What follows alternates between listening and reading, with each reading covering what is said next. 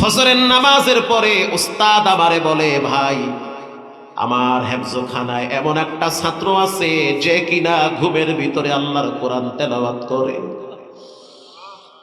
কিন্তু আশ্চর্য বিষয় হলো সন্তানটান দুনিয়াতে কেউ নাই, অসহায় সন্তান, পৃথিবীতে তার কেউ নাই। আমি আবেগে আবৃত হয়ে গেলাম, আরে আমি তো আল্লাহর ওলি খুঁজতে আছি, বড় আল্লাহর ওলি তো আপনার হেফজখানায় আছে। ফজরের নামাজের পরে সামনে নিয়ে আসলো, বললাম তোমার নাম কি? বলে হুজুর আমার নাম জুবায়ের। আহ কি চমৎকার নাম, চেহারার ভিতরে মায়া ফুটে উঠছে। আমি প্রশ্ন করলাম তোমার বাড়ি কোথায়? জবাব দিল আমার বাড়ি হলো কুড়িগ্রামে। কোথায় কুড়িগ্রাম? কোথায়? নাজিরহাট, চট্টগ্রাম। কেমনে আসলা তুমি? বয়স কত? বলে হুজুর আমার বয়স মাত্র 11তে পড়ছে। এতটুকুন বাচ্চা, অথচ তুমি কুড়িগ্রাম থেকে চট্টগ্রাম নাজিরহাটে কেমনে আসলা? বাচ্চাটা চোখের পানি দেখলাম সাইরা কানতেছে, জামার আস্তিন দিয়া চোখ মুছতেছে। বলে হুজুর আমার চাচাই আমার এখানে রাইখে গেছে। আমি বললাম ঈদে বাড়িতে যাও না? কথাই বলে না। আবার বললাম কোরবানিতে বাড়িতে যাও না? কথাই বলে না, চুপ হয়ে গেছে। পরে দেখলাম ঠোঁট ভেটকাইতেছে। আমি বললাম কি হইল, তোমার কি দুনিয়াতে কেউ আছে? বলে হুজুর আমার আব্বাজান গাড়ি অ্যাক্সিডেন্টে দুনিয়ার থেকে বিদায় হয়েছে। মার এমন একটা রোগ হয়েছে, সেও কবরের বাসিন্দা হয়ে গেছে। আব্বা আম্মা দুনিয়াতে কেউ নাই। চাচা আমাকে ফালায়া রাখছে, খবর নেয় না। আমি বললাম শুনলাম নাকি তুমি ঘুমের ভিতরে আল্লাহর কোরআনের তেলাওয়াত করো। বাচ্চাটা বলল হুজুর যেদিন আমি প্রথম হেফজ নিছি, ওই দিন আমার সাথে 12 জন ছাত্র একসাথে হেফজ নিছে। ওই দিন আমি তাকায়া দেখলাম 11 জন ছাত্রর বাবা মিষ্টি নিয়া মাদ্রাসায় আসছে, সন্তান হাফেজ হেফজ নিয়েছে। কিন্তু আমি তাকায়া দেখলাম আমার আপন বলতে মাও নাই, বাবাও নাই। আমি নির্বাক দৃষ্টিতে তাকিয়ে আছি। যদি আমার আব্বায় থাকতো, রক্ত বিক্রি করে হলেও তো 1 কেজি মিষ্টি নিয়ে খুশিতে মাদ্রাসায় আসতো। আমি বললাম জামা কেনার মতো টাকা কে দেয়? বলে উস্তাদ মাঝে মাঝে দেয়, তা দিয়া চলে সংসার, জীবন চলতেছে এইভাবে। আমি আবার প্রশ্ন করলাম ঘুমের ভিতরে তেলাওয়াত করে শুনলাম। সে বলল হুজুর প্রতিদিন আমি সূরা ইয়াসিন তেলাওয়াত করি মা বাবার ইসালে সওয়াবের জন্য। আল্লাহ রাব্বুল আলামিন যেন আমার আব্বা আম্মাকে মাফ করে দেয়, এজন্য আমি সূরা ইয়াসিন তেলাওয়াত কইরা ঘুমাই। আমি যখন সূরা ইয়াসিন তেলাওয়াত কইরা ঘুমাই, আমি প্রায় দিন ঘুমের ভিতরে স্বপ্নে দেখি আমার মা হাতটা বাড়ায় দিয়া বলে সন্তান, কবর একটা ভয়ঙ্কর জায়গা। এটা এমন একটা জায়গা, এখানে সাপ আইসা আক্রমণ করে, বিচ্ছু আইসা ঠোকর মারে। যখন তুমি সূরা ইয়াসিন তেলাওয়াত করো, তখন আরশের মালিক আমারে একটু আরামে রাখে। আমি আমার আব্বারে মাঝে মাঝে স্বপ্নে দেখি। এজন্য আমি প্রতিদিন নিয়ত করছি সূরা ইয়াসিন না পইরা ঘুমাবো না। আমি সূরা ইয়াসিন তেলাওয়াত করে ঘুমাই। ঘুমের ভিতরে কে যেন আমার জিহ্বায় কোরআনের তেলাওয়াত স্টার্ট করে দেয়। ওস্তাদরা শুনে, ছাত্ররা শুনে। এজন্য ভাইরা আমার সন্তানদেরকে কোরআন পড়ান। ইয়াতলুনা কিতাবাল্লাহ, যারা কোরআন পড়ে, কোরআন শিখায়, এরা হলো শ্রেষ্ঠ মানুষ। কোরআন শিখান, ছেলে মেয়েদেরকে কোরআন পড়ান।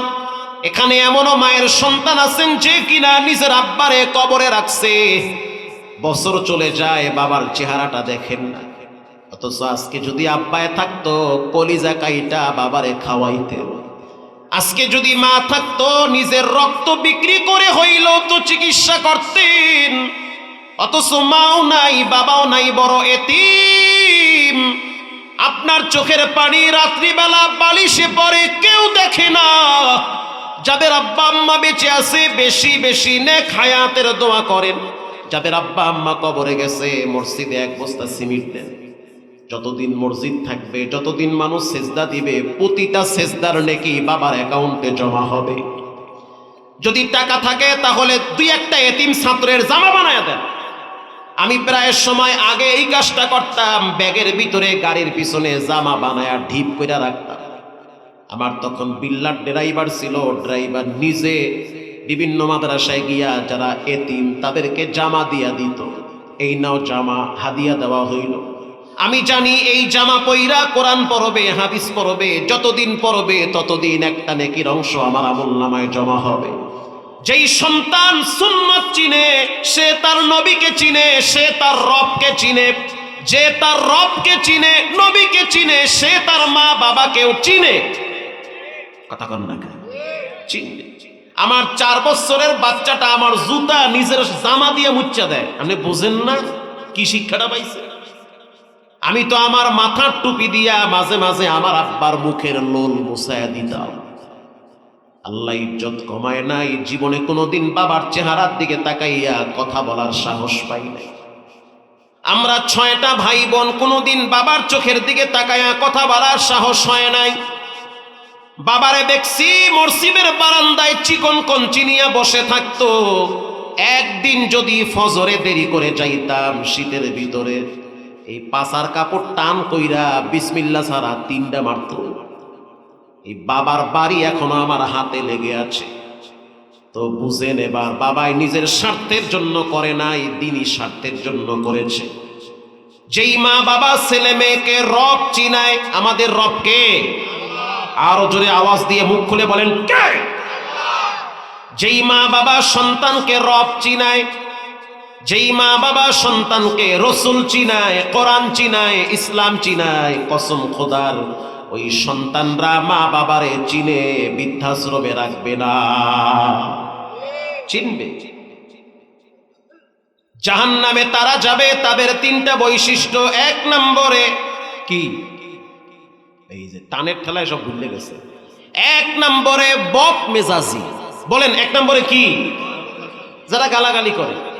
2 নম্বরে অহংকারী। পৃথিবীর শ্রেষ্ঠ অহংকারী ব্যক্তির নাম ছিল ইবলিস। কি নাম? দেখছেন ইবলিস রে? আরে কোন কি দেখেন নাই? মানে আছে তো ইবলিস। ইবলিস তো আর দেখা যায় না, মাঝে মাঝে আমগো কান্দে ভর করে। ক্বালা আনা খায়রুম মিন খালাকতানি মিন নারি ওয়া খালাকতাহু মিন তিন।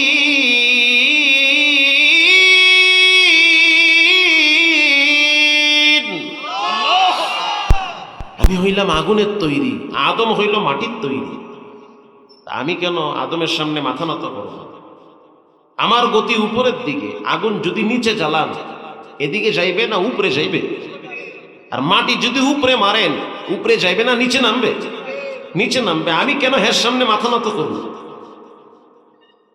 আমাদের দেশে পরস্পরের ভিতরে মিল মহব্বত এজন্যই তৈরি হয় না যে আমি কেন তার সামনে দুর্বল হব, আমি কেন তার কাছে যাব, সে আমার কাছে আসবে। বাংলাদেশের সমস্ত ইসলামী দলগুলো যদি ঐক্য হয়ে যায়, এদেশের রাজতন্ত্র চলবে না, একতন্ত্র চলবে না, একমাত্র কোরআন তন্ত্র চলবে।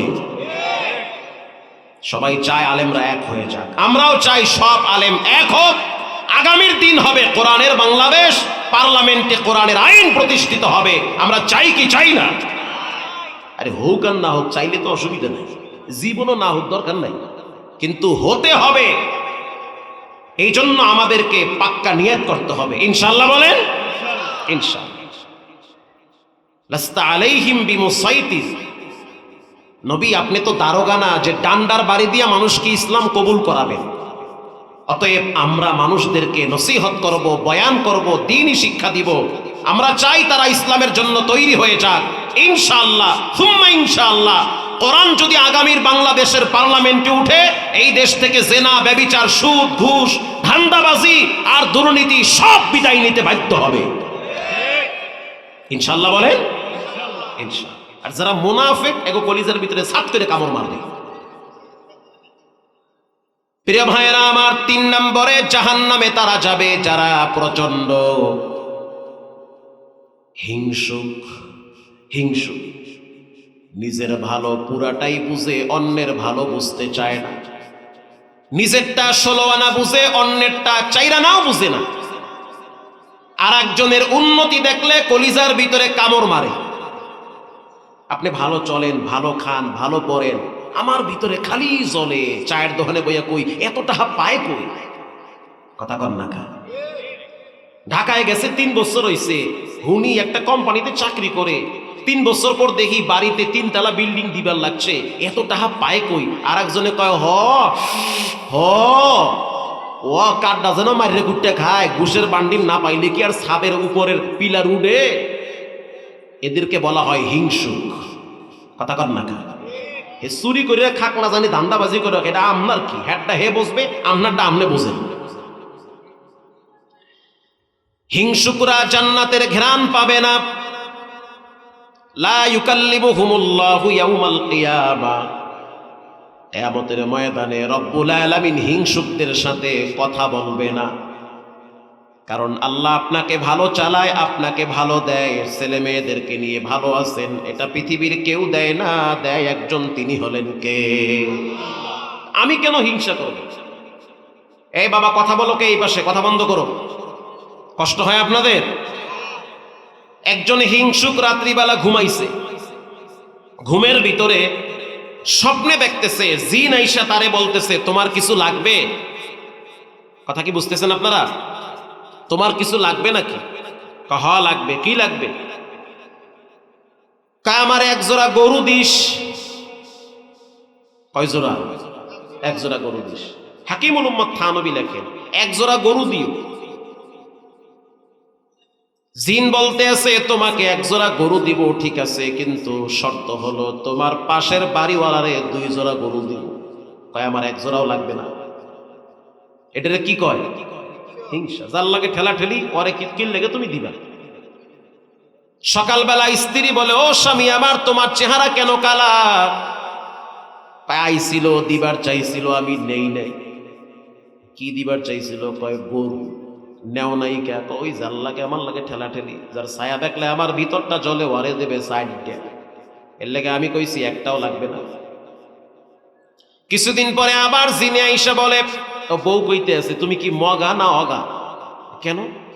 তোমারে যে গরু 2টা দিবে টাকার বিনিময়ে না মাগনা? ফ্রি গরু দিবে। জিনেরা কি টাকা নিয়ে দেয়? ফ্রি দিবে। ফ্রি যদি গরু দেয় তুমি এইটা আবার নিবার চাও না? 1টা আর 2টা হিসাব করো। আরে ফ্রি ব্রয়লার মুরগি দিলেও তো মানুষ পকেটে লয়। কথা কন না?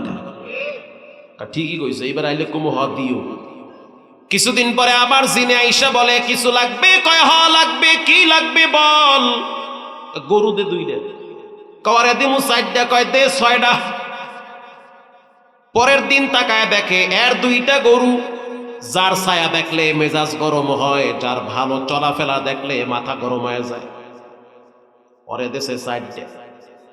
এরে যে 2টা দিল শুকরিয়া নাই, ওরে কেন 4টা দিল? এটাই ভিতরে জ্বালা পোড়া।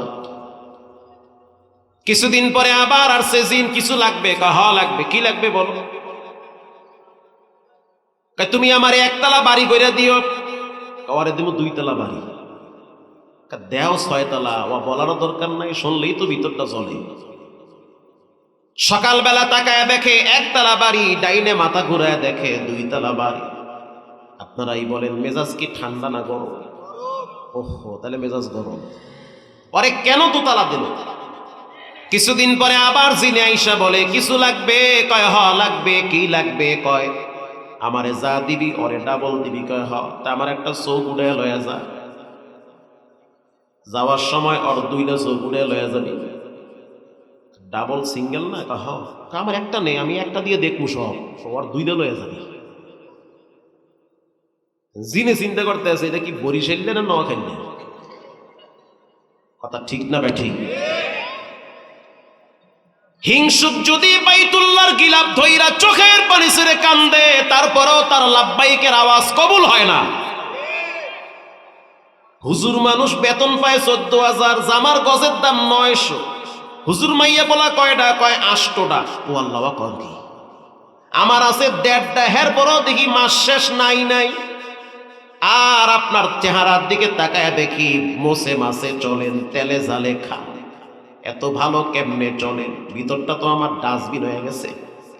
হুজুরে বলে উতুল ইলমা দারাজাত, যার ভিতরে ইলম আছে, তাকওয়া আছে, রবের ভয় আছে, তারে চালানে আলাগ একজন, তিনি হলেন কে? আল্লাহ চালান। বাদশাহ আকবর, আমি কিন্তু ওয়াজ শেষ করতে আমার অনেক দেরি আছে, থাকবেন না যাইবেন কা আল্লাহ জানে। আমার তো হবে শুরু ওয়াজ, বহুত দেরি আমার ওয়াজ শেষ করতে। এই চিন্তা করেন না যে আমি 12টা শেষ করবো, 12টার আগে শেষ করে দেবো ইনশাল্লাহ, আর 10 মিনিট আছে ইনশাল্লাহ।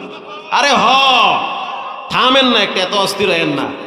শোনেন এবার, হিংসুক জান্নাতের ঘেরান পাবে পাবে না? ভাই হিংসা করিয়েন না। আপনার তকদিরে যা আছে আপনি ওটা পাবেন, তার তকদিরে যা আছে সে ওটা পাবে, ঠিক না ভাই? ঠিক। হিংসা করেন না। বাদশাহ আকবর দ্বীনে এলাহি চালু করছে। দ্বীনে এলাহি, জগা খিচুড়ি মিললে একটা ধর্ম চালু করছে।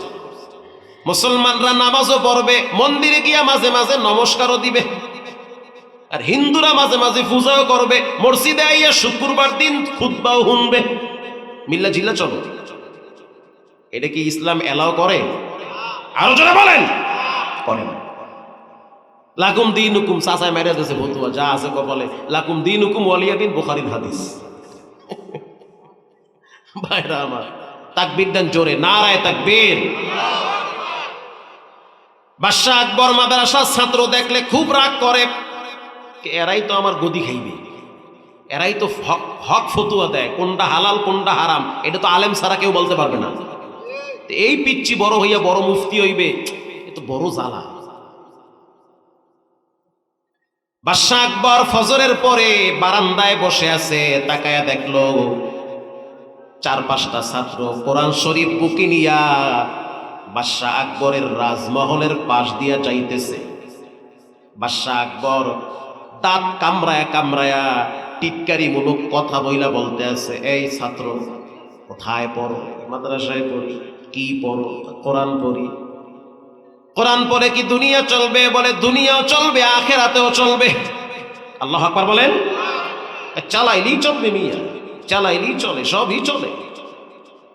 বাদশাহ আকবর বলে, আমি তোমাদেরকে পরীক্ষা করব, দেখব তোমাদের জ্ঞান কত দূর আছে। ছোট্ট সব তো আর একরকম না, 2-1টা ঝালমরিচ আছে না, কথা কন না কা আছে তো। একজনে ফট করে কয়, বাদশাহ আপনি বলেন কি বলতে চান? বাদশাহ আকবর বলতে আছে, বাজান তুমি না মাদ্রাসার ছাত্র, বলো। বাদশাহ আকবরের উদ্দেশ্য হলো এদেরকে ঠকাবে, এদের মন ছোট করবে, এদেরকে একটা খোঁচা মারবে। বাদশাহ আকবর বলতে আছে, এই যে তোমরা পুকুরের পাড় দিয়া হাইটা যাও, বলো এই পুকুরে কয় বালতি পানি আছে? ছাত্র বলতে আছে, বাদশাহ এটা কোনো ব্যাপার হলো? বালতি যদি পুকুরের সমান হয় তো 1 বালতি। কি কথা কন না কা? উত্তর হইছে কি হয় নাই? বাদশাহ আকবর জিহ্বায় কামড় দিয়ে কইলোটা কি? ও বাদশাহ, যদি বালতি পুষ্কুনির অর্ধেক হয় তাহলে মনে করবেন 2 বালতি। বাদশাহ আকবর বলে, ঠিক কথাই কইছো। ওয়াল্লাযীনা উতুল ইলমা দারাজাত,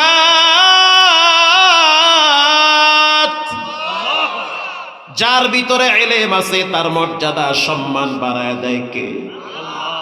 আলোচ্য বিষয় ওই দিকে না, ওটা বাদ দিলাম। আমার আলোচ্য বিষয় হলো, স্পষ্টভাবে শুনে নেন, ইন্নাল্লাযীনা ইয়াতলুনা কিতাবাল্লাহ। এই আয়াত পড়ছি, ঠিকই আছে। নিশ্চয়ই যারা 3টা কাজ করবে, রব্বুল আলামিন তাদের জন্য জান্নাতের গেট খুলে দিবে। ওই যারা সুবহানাল্লাহ কন নাই, আল্লাহ দেখেন তো কারা সুবহানাল্লাহ কয় নাই, জোরে কোন সুবহানাল্লাহ। মাশাআল্লাহ। ইন্নাল্লাযীনা ইয়াতলুনা কিতাবাল্লাহ, নিশ্চয়ই যারা নিয়মিত কোরআন তেলাওয়াত করবে। আপনি একজন গ্রামের মানুষ, যুবক মানুষ, ব্যস্ত মানুষ, আমি জানি ভাই আপনি 30 পারা পড়তে পারবেন না। আল্লাহও জানে, লা ইউকাল্লিফুল্লাহু নাফসান ইল্লা উসআহা। বান্দার সাধ্যের বাইরে যাবে এমন কোন বোঝা মালিক তার বান্দার উপরে চাপায়া দেয় না। বান্দার কষ্ট হবে মালিক জানে, এজন্য মালিক চায় না যে বান্দার কষ্ট হোক। নবীজি বলেন, কে পারবা রাত্রিবেলা 10 পারা তেলাওয়াত কইরা ঘুমাও? হযরত বেলাল হাবশী বলল, হুজুর আমি গোলাম মানুষ, এটা আমার দ্বারা হবে না, আমি কামলা দিয়া খাই। আম্মার রাদিয়াল্লাহু তাআলা আনহু বলেন, হুজুর এটা হবে না। তালহা রাদিয়াল্লাহু তাআলা আনহু বলে, হুজুর এটা কেমনে সম্ভব? আমি না খেজুর গাছের পাতার ডাল সাফ করি। আল্লাহর হাবিব বলল সুসংবাদ, মান ক্বরাআ কুল হুয়াল্লাহু আহাদ, আল্লাহু আকবার বলেন।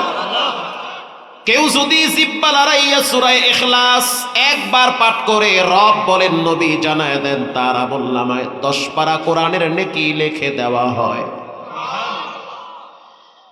কেউ যদি 2 বার সূরা ইখলাস পড়ে 20 পারা, 3 বার পড়লে 30 পারা কোরআনের নেকি তোমার আব্বার অ্যাকাউন্টে জমা হয়ে যায়। আমি আর মুফতি আরিফ বিন হাবিব সাহেব একদিন ঢাকার একটা হাউজিং এ ঢুকছিলাম, বসিলা মোহাম্মদপুর এর ভিতরে ঢুকছি, একটা হাউজিং এ একটা জায়গা নেওয়ার জন্য মাদ্রাসা। তো কাঠা হইল 60 লাখ টাকা। সুবহানাল্লাহ, হইন না আমি পারি না দৌড় মারতে। এক কাঠা হুজুর 60 লাখ, আমারও তো বেচলো হইবে না 60 লাখ। তাকায়া দেখলাম 10 তালা 12 তালা 15 তালা বিল্ডিং, বিশাল বড় বড় বিল্ডিং দাঁড়ায় রয়েছে, জাগজিগ বাতি জ্বলে, মাঝখানে সুন্দর রাস্তা, আবার 2 পাশে লেক, মাছ লেজ দিয়া বাড়ি মারে পানির ভিতরে, ফুল গাছ এবং ফুলের ঘ্রাণ, এ মনে হয় যেন মিনি এক জান্নাত। মারহাবা। আল্লাহ বান্দারে যোগ্যতা দিছে, বান্দা সাজাইছে ইচ্ছা মতো। এত চমৎকার কইরা পুরা হাউজিংটারে সাজাইল। তখন আমি বললাম, ভাই এরকম একটা জায়গায় যদি চমৎকার বিল্ডিং বানাইতে পারতাম, সারা জীবন গোষ্ঠী হুদ্দা ভাড়া দিয়ে খাইতে পারতাম। সে হাইসা দিয়া বলে, ভাই লাভ নাই, এমন একটা দিন আসবে বিল্ডিং এর মালিকও থাকবে না, বিল্ডিংও থাকবে না, এটা গোড়া দিয়া ধইসা পড়বে। তার চেয়ে একটা কাজ করি, দুইজনে কি দুইজনে মিলা সূরা ইখলাস 10 বার পড়ি, লাভ কি? সে আমারে হাদিস শোনায় 10 বার যে সূরা ইখলাস পড়বে, রব্বুল আলামিন তার জন্য জান্নাতে একটা স্বর্ণের বিল্ডিং তৈরি করে দিবে। আই চাচা জোরে বলেন সুবহানাল্লাহ। স্বর্ণের বিল্ডিং তৈরি হয়ে যাবে, এটা আমি বলি নাই, মোল্লায় কয় নাই, বলেছেন মুহাম্মদুর রাসূলুল্লাহ সাল্লাল্লাহু আলাইহি ওয়াসাল্লাম। রব্বুল আলামিন বলেন, ইয়াতলুনা কিতাবাল্লাহ, নিশ্চয়ই যারা নিয়মিত কোরআন তেলাওয়াত করে। হে যুবক, আমি বলি নাই তুমি প্রতিদিন 2 পৃষ্ঠা পড়ো, অন্তত পক্ষে তুমি একটা সূরা 3 বার পড়ো। অন্য এক হাদিসে আল্লাহর রাসূল বলেন, যে ব্যক্তি সূরা জিলজাল 2 বার পাঠ করবে, কয়বার? নবীজি বলেন, সে যেন মনে রাখে তার রব তার আমলনামায় 30 পারা কোরআনের নেকি জমা করে দিবে। যারা নিয়মিত কোরআন তেলাওয়াত করে তাদের জন্য জান্নাতের গেট খুলে দিবেন কে? দুনিয়ায় চলার জন্য কোরআন লাগবে, কোরআনের বিকল্প কিছুই নাই। বর্তমান বাংলাদেশের ভিতরে মানুষদেরকে নষ্ট করার জন্য, ক্ষতি করার জন্য ব্ল্যাক ম্যাজিক, জাদু বের করে, কালো জাদু, বান মাইরা বাইরা মানুষের জীবনটারে তছনছ বানায় দেয়। হাদিসে আসছে, যারা প্রতিদিন 4টা কুল পড়বে, কুলিয়া আইয়ুহাল কাফিরুন, কুল হুয়াল্লাহু আহাদ, কুল আউযু বিরাব্বিল ফালাক, কুল আউযু বিরাব্বিন নাস। কি মজার সূরা! কেউ যদি 4 কুল তেলাওয়াত কইরা শরীরে দম করে, হিংসুকদের হিংসার থেকে, বদ নজরওয়ালাদের বদ নজর থেকে, জাদু টোনা করনেওয়ালাদের জাদু টোনার থেকে রব্বুল আলামিন ওই বান্দারে 4 সূরার ঔষধে নিরাপদ রাখে। 4টা সূরা পড়েন, বাচ্চার শরীরে ফু মারেন, এত ট্যাবলেট ওষুধ খাওয়ান, সুস্থ হয় না। হয়েছে নাকি? লাখ টাকার টেস্ট, হসপিটালে গেছে, কোনো রোগ নাই, তারপরও বাচ্চা শুকায়া যায়। প্রিয় ভাইরা আমার, যে ব্যক্তি আয়াতুল কুরসি পড়ে তার ঘরটাকে রব্বুল আলামিন চুরির থেকে হেফাজত করে। কেউ যদি সূরা কাহাফ তেলাওয়াত করে, আল্লাহর হাবিব বলেন, এক জুমার থেকে আরেক জুমার মাঝখানে যত গুনাহ হয় সব গুনাহ রব্বুল আলামিন মাফ করে দেন। কেউ যদি সূরা কাহাফের 10টা আয়াত তেলাওয়াত করে, দাজ্জালের ফিতনার থেকে তারে আল্লাহ বাঁচায় দেয়। কেউ যদি সূরা মুলুক তেলাওয়াত করে, তাবারাকাল্লাযী বিয়াদিহিল মুলক ওয়া হুয়া 'আলা কুল্লি শাইইন কাদির, আল্লাহ কি মজার সূরা! কেউ যদি 4 কুল তেলাওয়াত কইরা শরীরে দম করে, হিংসুকদের হিংসার থেকে, বদ নজরওয়ালাদের বদ নজর থেকে, জাদু টোনা করনেওয়ালাদের জাদু টোনার থেকে রব্বুল আলামিন ওই বান্দারে 4 সূরার ঔষধে নিরাপদ রাখে। আল্লাহর রাসূল বলেন কেউ যদি নিয়মিত সূরা মুলক তেলাওয়াত কইরা ঘুমায়, রব্বুল আলামিন তার কবরের ভিতরে বাতি জ্বালায় দিবে, কবর আলোকিত হয়ে যাবে। কবরের দুই পাশের মাটির চাপ থেকে রব তারে হেফাজত করবে। যুবক ভাইয়েরা আমার, কোরআন পড়তে পারেন না, অন্তত পক্ষে বুকে লাগাবেন, চুমা খাবেন। তাও যদি না পারেন, দূর থেকে কোরআনওয়ালাদের সাথে সম্পর্ক রাখবেন, দুশ্মনী করবেন না। কারণ মানব জীবনের সংবিধান হলো কোরআন, মানুষের জীবনের নিরাপত্তার চাদর হলো কোরআন। যারা নিয়মিত কোরআন তেলাওয়াত করে, ওয়া আকামুস সালাহ, 2 নম্বরে যারা সালাত কায়েম করে, নিজে নামাজ পড়ে, ছেলে মেয়েদেরকে নামাজের কথা বলে, ওয়া আনফাকু মিম্মা রাযাকনাহুম সিররা ওয়া আলানিয়াতান ইয়ারজুনা তিজারাতান লান তাবুর।